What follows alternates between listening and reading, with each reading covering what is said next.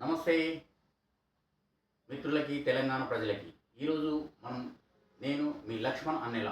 ఈరోజు మనం డైలీ న్యూస్లో భాగంగా ప్రధాన పత్రికల వార్తలు మనం ప్రతిరోజు చదువుతూ ఉంటాం.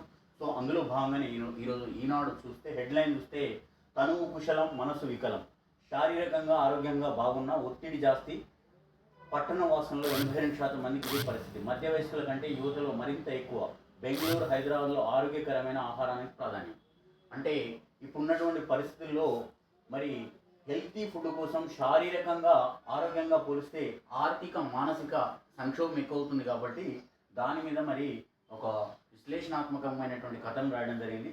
అట్లాగే ఇంటర్న్షిప్లో ఐఏదే హవా, 44% విద్యార్థులు ఆ రంగంలోనే పూర్తి చేశారు. 2025-26 విద్యా సంవత్సరం ఇంటర్న్షిప్లపై ఏఐసిటిఈ నివేదిక. హైదరాబాద్లో యూనివర్సిటీ ఆఫ్ లండన్ క్యాంపస్ విద్యా పరిశ్రమల సహకారానికి ముందుకొచ్చిన కేంబ్రిడ్జి లండన్ పర్యటనలో భాగంగా చర్చలు జరిపిన సీఎం రేవంత్ రెడ్డి. అట్లాగే హెచ్చరికల చర్యల అధిష్టానం కోర్టు బంతిలో మంత్రి సురేఖ వ్యవహారం కాంగ్రెస్ వర్గాల్లో ఉత్కంఠ.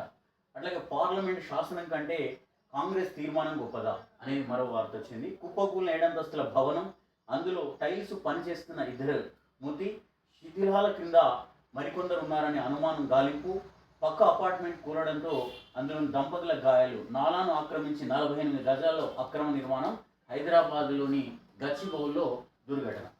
పెట్టుబడులకు తెలంగాణ సురక్షితం. అట్లాగే రాష్ట్రానికి భారీ వర్ష సూచన, పసుపు రంగు హెచ్చరిక జారీ. ఇది ఈనాడు పత్రికలో మనం హెడ్లైన్ చూస్తూ ఉన్నాం. ఈరోజు ముఖ్యంగా చూస్తే మరి తెలంగాణ రాష్ట్రంలో భారీ వర్షానికి అవకాశం ఉందని మరి వార్తలు రావడం జరిగింది. ముఖ్యంగా రాష్ట్రంలో 4 రోజుల పాటు భారీ వర్షాలు కురిసే అవకాశం ఉన్నాయని వాతావరణ శాఖ తెలిపింది. ఆదివారం నుంచి 26 వరకు రాష్ట్రంలో పలు చోట్ల కురుస్తాయని పేర్కొంది.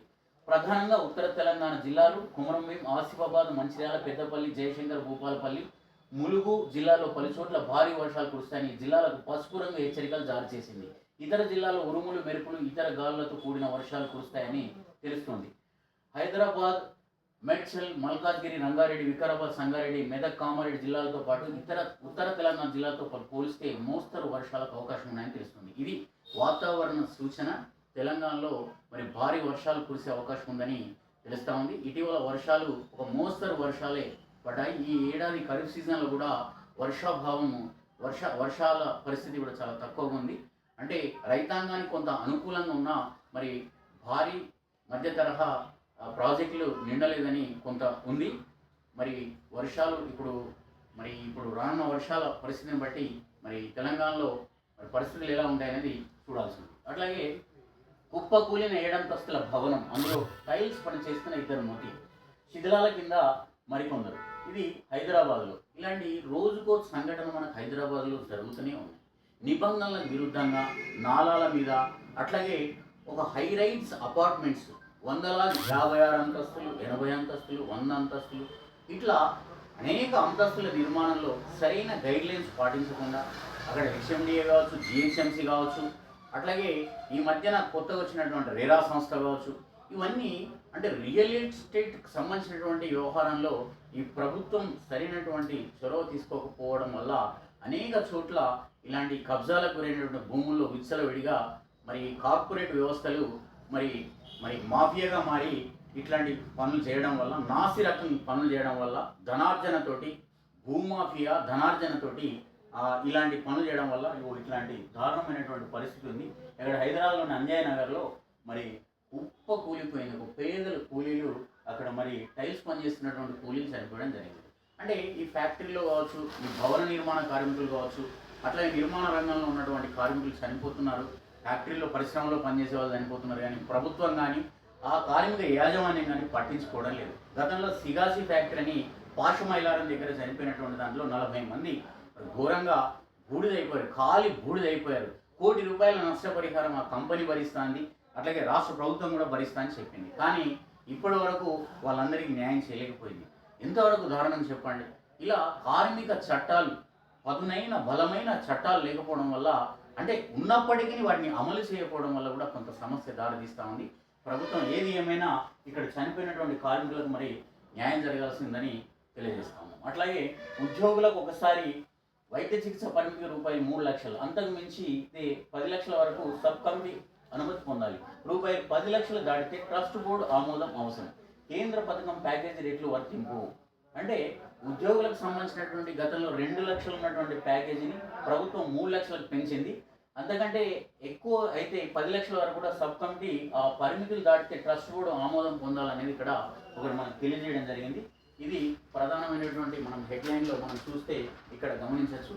అట్లాగే మరో వార్త ఇక్కడ విషయానికి వస్తే మనకి ఇంకో వార్త విషయానికి వస్తే మనము ఇది ఆదిలాబాద్ జిల్లాది కనిపిస్తుంది ఇది ఆదిలాబాద్ జిల్లా ఈనాడు ప్రధాన మనం ముందు పేజీ చూస్తే ఇక్కడ పర్యవేక్షించారు పట్టించుకోరు గిరిజన పాఠశాల దుస్థితి. చూడండి, ఇటీవల ఐటీడీఏ పరిధిలో గిరిజన ఆశ్రమ పాఠశాలలో కొందరు ఉపాధ్యాయులు అనధికారికంగా గైర్హాజరవుతున్నాయి. కొన్ని చోట్ల ఖాళీలు వెక్కిరిస్తున్నాయి. వీటిపై పర్యవేక్షణ పాఠశాల విద్యా రిసోర్స్ పర్సన్స్ పట్టి పట్టణంలో వ్యవహరిస్తున్నారని విమర్శలు. కొన్ని చోట్ల గైర్హాజరైనటువంటి ఉపాధ్యాయులు వీరి నివేదికలు పంపిస్తున్నారన్నటువంటి ఆరోపణలు ఉన్నాయి.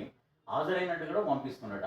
ఐటీడీఏ పరిధిలో 41 మంది ఎస్సీఆర్టీలు ఉంటూ పనిచేస్తున్నారు. బడులో గాలిలో పెట్టాల్సినటువంటి వీరు గైర్హాజరు అవుతున్నప్పటికీ ఉపాధ్యాయులతో కుమ్మకవుతూ ఉన్నట్టు ఆరోపణలు వస్తున్నాయి.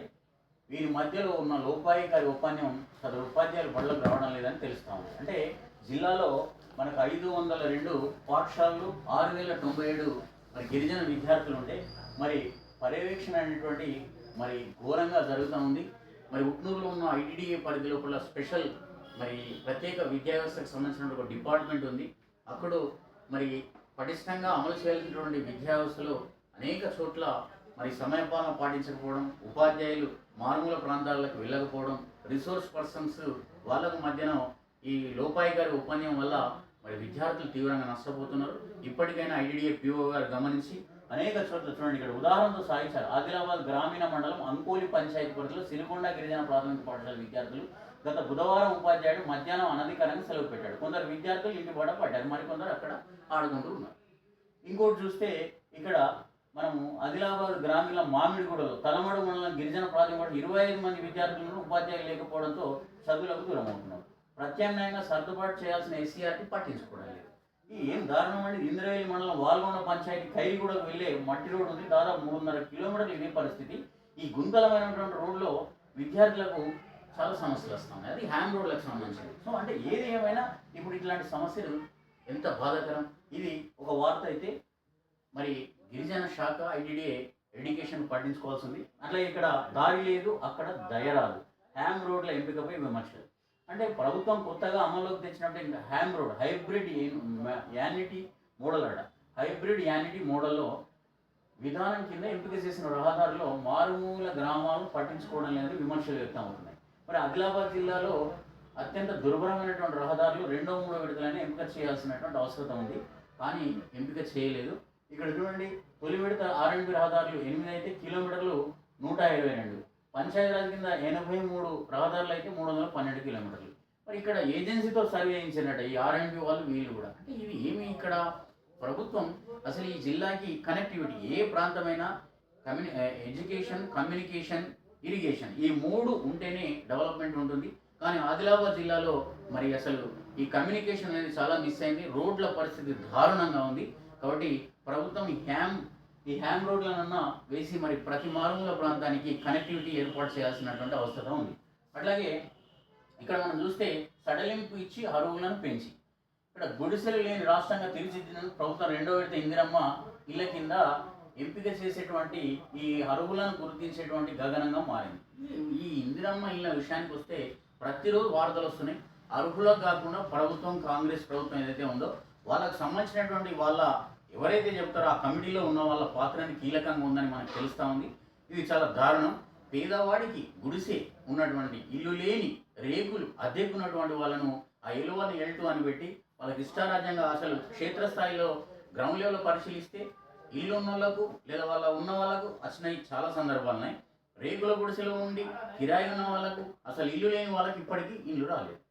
అంటే ఇక్కడ వాళ్ళ జిల్లా పార్టీ నాయకులు, జిల్లా ప్రభుత్వంలో ఉన్న నాయకులు, లీడర్లు చెప్పిన మాట వింటారా అధికారులు? కలెక్టర్ స్థాయిలో ఆదిలాబాద్ జిల్లాలో కలెక్టర్ గారు దానికి సంబంధించిన housing society, Indiramma housing society వాళ్ళు గ్రౌండ్ లెవెల్లో పరిశీలించి ఖచ్చితంగా క్షేత్రస్థాయిలో అర్హులైన పేదలైన నిజమైనటువంటి లబ్ధిదారులకు ఇందిరమ్మ ఇల్లు మరి గ్రౌండింగ్ చేయాల్సినటువంటి అవసరం ఉంది. చాలామంది ఇబ్బందులు ఉన్నారు, మీకు తెలియజేస్తాం.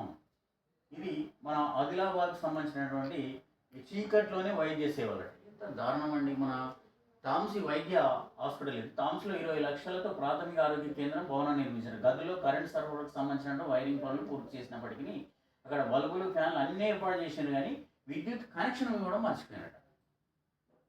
అంటే ఎంత దారుణం. ఒక చిన్న అంటే కనెక్షన్ ఇవ్వలే, మీది అన్నీ ఏర్పాటు చేశారు. ఇంత నిర్లక్ష్యం ఉంది. దానికి సంబంధించిన డిఎంఎండ్ఎస్ఓ ఏం చేస్తూ ఉన్నారు, ఆ డ్రైవింగ్ ఆఫీసర్ ఏం చేస్తూ ఉన్నారు. మరి ఇంత జరుగుతున్న రోగులు ఇబ్బందులు పడుతూ ఉన్నాం. మరి జిల్లా యంత్రాంగం, దానికి నోడల్ ఆఫీసర్గా ఉన్న కలెక్టర్ గారు మరి చొరవ తీసుకొని మరి ఇక్కడ కరెంటు వెంటనే వచ్చేటట్టుగా మరి చేయాల్సినటువంటి అవసరం ఉంది.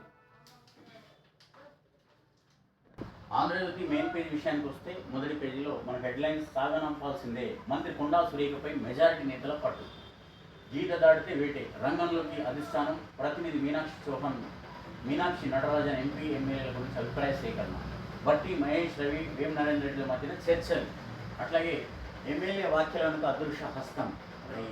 మంత్రి సురేఖ ఆరోపిస్తున్నారు, గుర్తించి ఆ అదృశ్య హస్తం గురించి చర్యలు తీసుకోండి.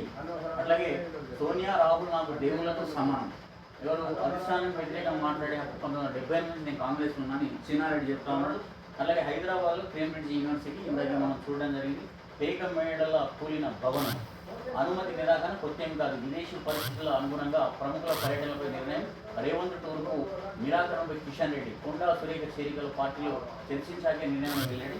సీఎం రేవంత్ రెడ్డికి మమదానితో కలవాల్సిన అవసరం ఏంటి అంశం. అంటే ఇక్కడ సీఎం రేవంత్ రెడ్డి లండన్ అంటే బ్రిటన్ పర్యటన ముగించుకొని మరి యుఎస్ అమెరికాకి వెళ్ళే పరిస్థితుల్లో కేంద్ర ప్రభుత్వం అనుమతులు ఇవ్వలేదు 3 రోజుల పర్యటనకి. మరి ఆ అనుమతి ఎందుకు ఇవ్వలేదు అని చెప్పేసి మరి ఇక్కడ 2 పార్టీల మధ్యన ప్రచారం జరుగుతూ ఉంది. మరి ప్రజా ప్రయోజనాల దృష్ట్యా మరి దేని గురించి పోతున్నాం, తెలంగాణ ప్రజలకు ఒరిగేది దానివల్ల అనేది కూడా మరి ప్రభుత్వం కానీ సీఎం కానీ ఆ పర్యటన వల్ల ఏం లాభం జరుగుతుందనేది కూడా వివరించలేదు. ఇది చాలా దారుణం అనేది తెలియజేస్తా ఉన్నాం. రేవంత్కు నిరాకరణ తెలంగాణకు అన్యాయం. మరి ఇంకొక ఆయన ఖర్గే అలా పార్టీ దేశ అధ్యక్షుడు అంటా ఉన్నాడు ఖర్గే. అట్లాగే దశ దిశ లేని ఆ యువత పనిపాటు లేకుండా 8,000 మంది, చదువు ఉద్యోగం లేదు, ఏ శిక్షణ పొందలేదు, దేశంలో పరిస్థితులపై నీతి ఆయోగ్ తాజా నివేదిక, ఈ యువతను నీట్గా అభివర్ణించి నీతి ఆయోగ్ నీట్ అంటే నో ఎడ్యుకేషన్ ఎంప్లాయ్మెంట్ అయింది. ఇది నిజమండి, కారణం సర్వేలు నిజంగా చెప్పడం కరెక్ట్. ఇది అంటే పని పాట లేకుండా ఈ దేశంలో 8 కోట్ల మంది యువత ఉన్నారు. వాళ్ళకు పని లేదు, ఉపాధి లేదు, చదువు లేదు. చదువుకోకుండా కూడా అలా దశ లేదు, దిశ లేదు ఈ దేశంలో. అట్లా చదువు ఉద్యోగం లేకుండా ఏ శిక్షణ పొందట్లేకుండా 8 కోట్ల మంది ఉన్నారు యువత. అంటే ఎంత దారుణం అండి. అంటే ఈ ప్రభుత్వాలు యువతను గుర్తించి వాళ్ళకి ప్రత్యామ్నాయంగా ఉపాధి అవకాశాలు కల్పించాల్సిన బాధ్యత కేంద్ర రాష్ట్ర ప్రభుత్వాలు. మరి ఈ ప్రభుత్వాలు పట్టించుకోకపోవడం వల్ల దారుణంగా యువత పరిస్థితి దారుణంగా ఉంది, పేదరికం పెరుగుతూ ఉంది. గ్రామీణ పరిస్థితులలో ఉపాధి అవకాశాలు, చిన్న తరహా పరిశ్రమలు ఏర్పాటు చేస్తే వాళ్ళ జీవితాల్లో మార్పు వస్తుంది. కానీ ఈ పేదలకు కాకుండా పెట్టుబడిదారులకు, కార్పొరేట్ వ్యవస్థలకు 5,000 కోట్లు, 10,000 కోట్లు, మనం చూడండి లక్షల కోట్లే ప్రధానమంత్రి స్కీమ్స్ వస్తూ ఉన్నాయి. అవన్నీ బడా కంపెనీలకు పోతూ ఉన్నాయి. కానీ ఒక సగటు పౌరుడు, నిరుద్యోగిగా ఉన్నవాడు, చదువులో వెనుకవాడు కారణాలేంటి, అట్లాగే వాడు మరి ఉపాధి పొందకపోవడానికి కారణాలేంటి, ఖాళీగా ఉండడానికి కారణం ఏంటి, వాని పేదరికానికి సూచి కారణం ఏంటిది అనేది ప్రభుత్వం గుర్తించాల్సినటువంటి బాధ్యత లేదా? కానీ ఈ దేశంలో ఆ పరిశ్రమకు ఎంత ఇవ్వాలి, సబ్సిడీ ఎంత ఇవ్వాలి, ఈ పరిశ్రమకి ఎంత ఇవ్వాలి, సబ్సిడీ ఎంత ఇవ్వాలి, కోట్ల రూపాయలు మరి తారుమారు అవుతూ ఉన్నాయి. ఆర్బీఐ మరి ఏం చేస్తూ ఉన్నదో ఈ సెంట్రల్ గవర్నమెంట్ సంబంధించినటువంటి మరి ఆర్థిక శాఖ మంత్రి గారు మరి ఆలోచించాలి దీని గురించి. అట్లా క్రీడలు, డిజిటల్ గవర్నెన్స్, బీసీఐ చైర్మన్ భారీగా అక్రమాలు, బీసీఐ ట్రస్ట్ను పక్కన పెట్టి మరో ట్రస్ట్ 150 కోట్ల నిధులు బదిలీకి ప్రయత్నాలు, మనం మిత్రపై మరి బీసీఐ కో చైర్మన్ వైఎస్ సదాశివరెడ్డి ఆరోపణలు. ఇది ఇక్కడ ఇవే జరుగుతూ ఉంటాయి. మొత్తం కుంభకోణాలు జరుగుతూ ఉంటాయి. బయటకు వచ్చేటి కొన్ని, బయటకు రాని కొన్ని. ఇదంతా వారి కేంద్ర కనుసన్నల్లో జరుగుతూ ఉంటాయి ఇవన్నీ. ఇది ఏం చేస్తాం, దౌర్భాగ్యం. బీజేపీ సేవా సంకల్ప్ అభియాన్, మోదీ 25 ఏళ్ల అధికారాన్ని గుర్తుగా ప్రచార కార్యక్రమం అంట. చూడండి ఎంత దౌర్భాగ్యం ఇది. ఇందాకే చూసాను, దేశవ్యాప్తంగా ఖాళీ ఉన్నది 8,7,29,00,000 మంది యువత. అంటే ఈ దేశంలో 15 నుంచి 29 ఏళ్ళ మధ్య వయసు ఉన్న వారిలో 8,7,00,000 మంది చదువుకోవడం కానీ, ఉద్యోగం చేయడం కానీ, లేకపోతే ఏదైనా శిక్షణ తీసుకోవడం కానీ ఏది చేయట్లేదని నీతి ఆయోగ్ తాజా నివేదికలో వెల్లడించింది. అంటే ఇది మనం చెప్తున్నది కాదు, నీతి ఆయోగే సర్వేలో చెప్పింది. అంటే ఎంత దారుణంగా ఉంది ఈ దేశంలో. మరి మోడీ ఇలా చేస్తున్నాడు, ఈ రాష్ట్ర తెలంగాణ సీఎం రేవంత్ రెడ్డి ఇలా చేస్తున్నాడంటే మరి ఇంత పెద్ద నివేదిక బయటకి ఎట్లా వచ్చిందని మనం తెలియజేస్తా ఉన్నాం. కాబట్టి మరి ప్రజలు గమనించాలా, మనం మరి ఇంత దారుణంగా ఉన్న పరిస్థితిని మనం గమనించి అర్థం చేసుకోవాల్సిందిగా కోరుతూ చైతన్యంతో ఉండాలని తెలియజేస్తాను. ఆదిలాబాద్ జిల్లాలో మరో వార్త చూశాము. ఇప్పుడు ఆంధ్రజ్యోతి జిల్లా మెయిన్లో ఐటీ టవర్ ప్రారంభం ఎప్పుడో, పనులు పూర్తయి అందని సేవలు, ఉద్యోగం కోసం మళ్ళీ దూర ప్రాంతాలకు పరుగులు. 3 ఏళ్ళుగా అద్దె భవనంలోనే ఐటీ కంపెనీలు. రాష్ట్ర ప్రభుత్వం దృష్టి సారిస్తే ఈ జిల్లాకు న్యాయం. రాష్ట్రంలో